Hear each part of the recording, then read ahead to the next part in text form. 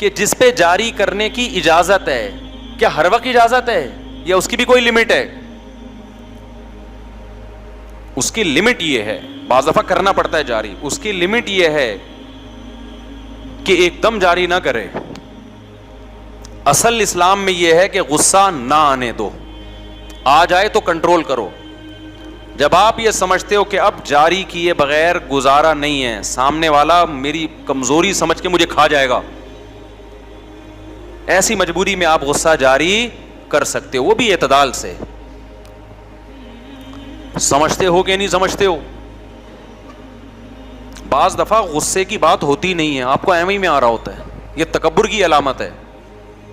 آپ میں غلطی ہے، اگلے نے کوئی نصیحت کی، آپ اگلے کی بات سنتے ہی نہیں، ایک دم رگیں پھولنا شروع ہو جاتی ہیں آپ کی، یہ اس کی علامت ہے. آپ اپنے آپ کو امام مہدی سمجھتے ہو، بھائی آپ میں کوئی خطا ہی نہیں ہو سکتی.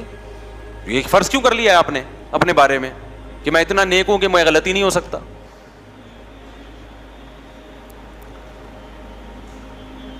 کوئی آپ کو سمجھا رہا ہے بھائی یہ ٹھیک نہیں ہے، وہ ایک دم بھائی سن تو لو نا کیا کہہ رہا ہے وہ، پھر اس کی ایکسپلینیشن کرو کہ بھائی یہ ٹھیک کہا آپ نے، یہ غلط کہا، صحیح سمجھے کہ غلط سمجھے. کوئی بات جیسے ہی کی جو ایک دم پڑک سے 2 فٹ اچھلنا شروع.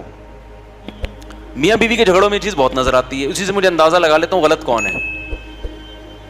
کسی آتے ہیں نا میاں بیوی کے جھگڑا ہوا، اب جھگڑا ہوا، ہم میرے سامنے دونوں بیٹھے ہوئے ہیں، ایک نے ابھی بتانا شروع کیا کہ یہ ایسی ہے یا یہ ویسی ہے، ایک دم وہ کیا ہو گئی، ہائپر.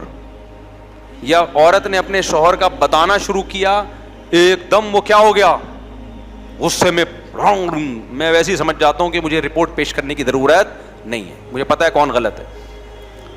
ابے بھائی تمیز سے سن لو یار، ابھی بیٹھے ہوئے ہو، کسی کو بڑا بنا کے، کسی کو باپ بنا کے اس کے سامنے آئے ہو، تو تمیز سے جو مرضی الزام لگاتے. میں کون سا یقین کر رہا ہوں؟ میں اتنا بے وقوف تھوڑی ہوں جو بھی بول دے کہ میں یقین ہوں. اچھا تو ایسا ہے، وہاں تو بڑے نیک بنا پھرتا ہے. ابے میں کون سا یقین کر رہا ہوں؟ وہ ایک دم کہ میری بےزتی ہو گئی، میرا یہ ابے نہیں ہوئی ہے بےزتی بھائی، ابھی بےزتی ابھی ہوگی، تھوڑی دیر بعد ہوگی آپ کی بےزتی جو میں کروں گا، ابھی نہیں ہوئی ہے. سمجھ رہے کہ نہیں سمجھ رہے؟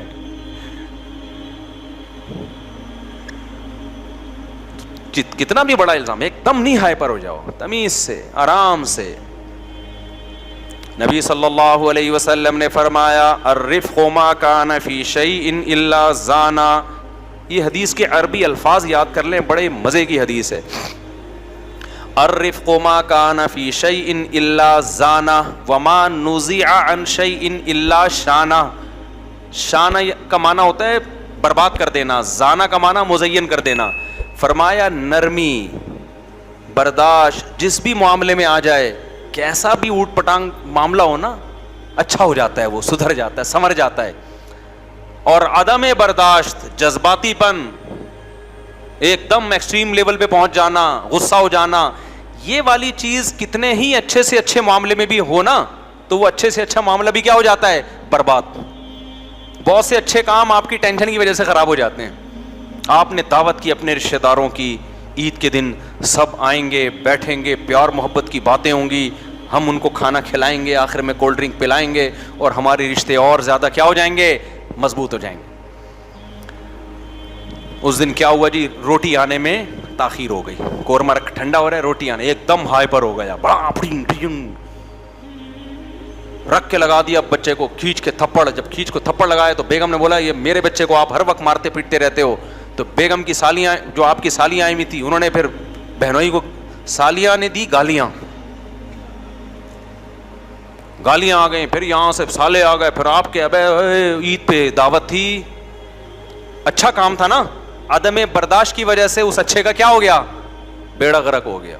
اچھا بڑا کام، شادیاں دیکھو اچھا کام ہے برا کام ہے، رشتے اس سے ٹوٹتے ہیں کہ جڑتے ہیں، جڑتے ہیں، خاندان آباد ہوتے ہیں، بڑھاپے کا سہارا. لیکن اگر غصے ہیں تو شادی سے پہلے اتنی نفرت نہیں ہوتی جتنی شادی کے بعد ہو جاتی ہے. ایک نیوٹرل آدمی تھا، کچھ بھی نہیں لگتا تھا آپ کا، دور دور سے سلام دعا، کوئی دشمنی نہیں دوستی نہیں. اس کی سسٹر سے آپ کی شادی ہو گئی اور دونوں جذباتی ہیں، پڈے ہوئے، مار دھاڑ ہوئی. اس کے بعد وہ بندہ جو پہلے آپ کو مل کے سلام کرتا تھا، زیادہ نہیں پوچھتا تھا، اب بندوق لے کے آپ کو مارنے کے لیے گھوم رہا ہوگا. اچھا کام تھا, عدم برداشت کی وجہ سے کیا ہو گیا, بیڑا غرق. تو الرفق ما کان فی شیء الا زانا, یہ سید الانبیاء صلی اللہ علیہ وسلم کے زبان مبارک سے نکلے ہوئے الفاظ ہیں. جس کام میں بھی نرمی ہوگی, آرام سے, جذباتی پن نہیں, تمیز سے, تو وہ کام کیا بن جائے گا, مزین ہو جائے گا. تمیز سے الٹے کام بھی کرو نا, وہ بھی اچھے لگ رہے ہوتے ہیں. ہمارے ایک استاذ ہیں بڑے پولائٹ اور بڑے نرم, لیکن وہ ان میں لچک نہیں ہے.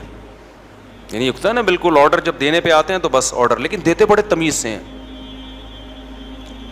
جیسے کسی استاذ کے بارے میں شکایت پہنچی کہ یہ صحیح نہیں پڑھا رہے, اور ایک دو دفعہ انہوں نے تنبیہ بھی کر دی صحیح نہیں پڑھا رہے, تو وہ فیصلہ کر لیتے ہیں اس کو نکالنا ہے مدرسے سے.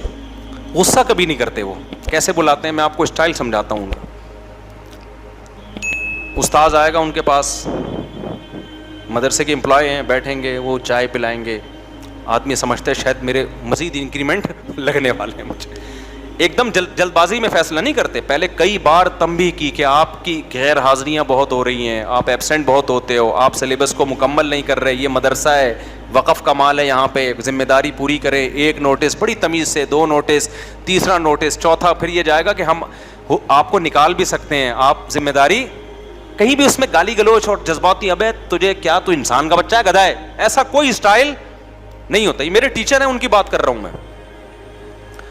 بڑے اچھے اخلاق نا, کام پورا پراپر کرتے ہیں. ایسا نہیں کہ اخلاق میں کام ہی الٹے شروع کر دیں کہ بھائی جو پڑھا رہا ہے ٹھیک ہے, نہیں پڑھا رہا تو بھی ٹھیک ہے. نا اتنا نیک بننے کی ضرورت نہیں ہے. لیکن وہ اپنی زبان نہیں خراب کرتے, غصہ نہیں آنے دیتے.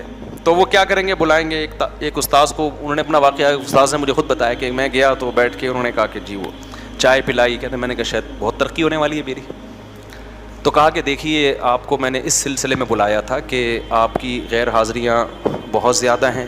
بولتے بھی بڑے ٹھہراؤ کے ساتھ, آرام سے. آپ جانتے ہیں نا, یہ جانتے ہیں ان استاذ کو, بڑے آرام سے, کہ بعض دفعہ سنا ہی نہیں دیتا, بولنا پڑتا ہے کہ حضرت تھوڑا سا لاؤڈلی ہو جائے.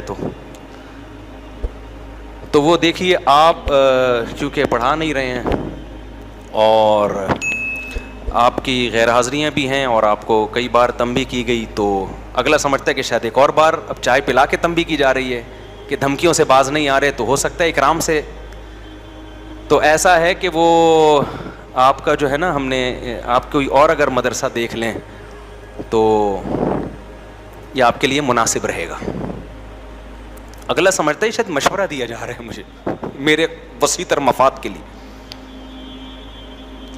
تو اگلا اگر یہ کہنا کہ میں نہیں دیکھنا, میں تو یہیں پڑھانا چاہتا ہوں, تو بڑے آرام سے کہتے ہیں کہ یہاں سے تو آپ کا اخراج کر دیا گیا, ٹھیک ہے, اس سلسلے میں آپ کو بلایا تھا. سمجھتے ہو کہ نہیں؟ اب اگلے کے سمجھ میں نہیں آ رہا ہوتا کہ میں ان پہ غصہ کروں, یا انہوں نے جو مجھے عزت دی ہے میں بھی ان کو چائے پلاؤں اس عزت کے بدلے میں. سمجھ میں آ رہی بات؟ اب وہ زمین آسمان کا زور لگا دے نا, مدرسے میں اس کے لیے جگہ نہیں ہے.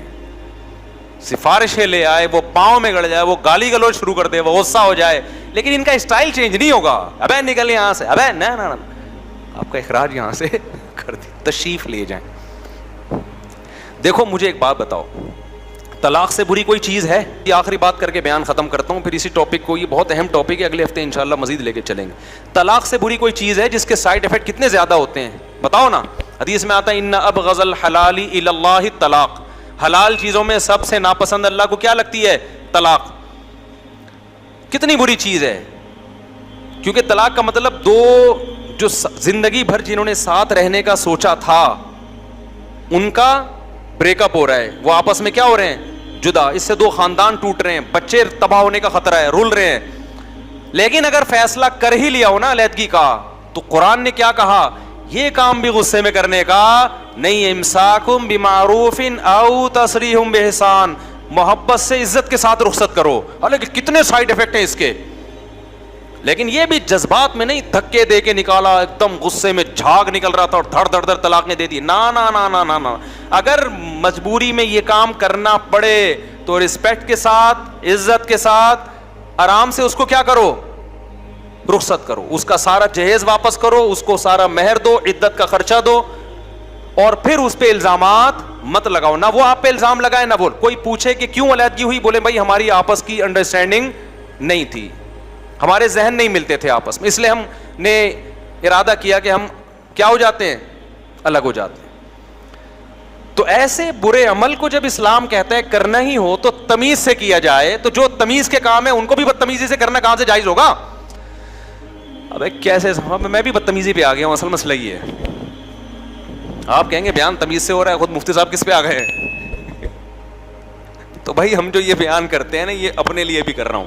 یہ آپ بھی مجھے کسی دن غصے میں اچھلتے کودتے دیکھ لیں تو لوگ کہہ رہے تھے اس دن دیکھو کیسا بیان کر رہا تھا اور آج کیا ہو رہا ہے. تو میں تو لوگوں سے کہتا ہوں, میں کب دعویٰ کرتا ہوں یار میں 100% نیٹ کلین ہوں. بھائی ہم تو بیان کر اس لیے رہے ہیں تاکہ کس کی اصلاح ہو, آپ کی بھی ہو ہماری بھی ہو. تو ہم نے دعویٰ کیا ہی نہیں ہے. یہ الزام تو اس پہ ہوتا ہے جو دعوے بڑے بڑے کر رہا ہوتا ہے نا.